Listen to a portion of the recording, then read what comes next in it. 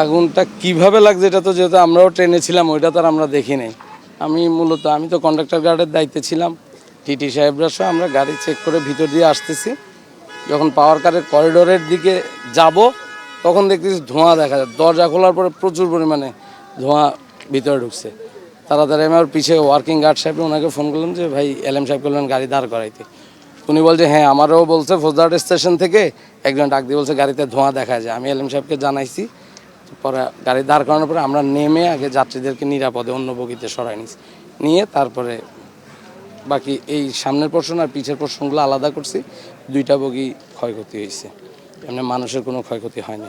5+ star rating প্রাপ্ত দেশের সর্বোচ্চ বিদ্যুৎ সাশ্রয়ী ওয়ালটন এসি স্মার্ট কমফোর্ট এখন নেক্সট লেভেলে। আমরা তো যখন আসছি তখন তো ধাউ ধাউ করে আগুন জ্বলতেছে, তো আমরা আগুন নির্বাপন শেষে এখন মোটামুটি ইনভেস্টিগেশন দেখতেছি কোথাও করে আবার আগুনের স্ফুলিঙ্গ আছে কিনা সেটা আমরা অনুসন্ধান করতেছি। ভিতরে কোনো কিছু কি একদম সবকিছু ভূষিত হয়ে গেছে? না, আমরা যখন আসছি তখন তো পুরোটাই আমরা 2টা বগি, ইঞ্জিন রুম এবং একটা বগি, দুটো পুরোটাই আমরা দেখছি আগুনে ছিল।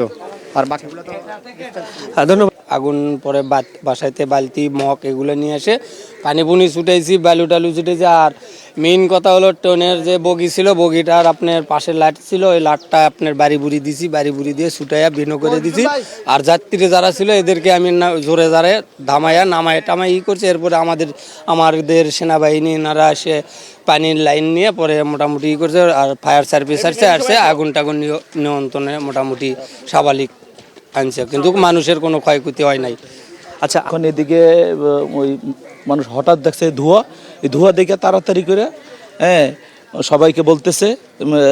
তারপরে আমাদের এলএম সাহেবকে আমাদের গার্ড সাহেবকে বইলা গাড়ি থামায় যখন দেখছি আগুন, আমরা তাড়াতাড়ি যাত্রীগুলো সেফে নিয়ে গেছি।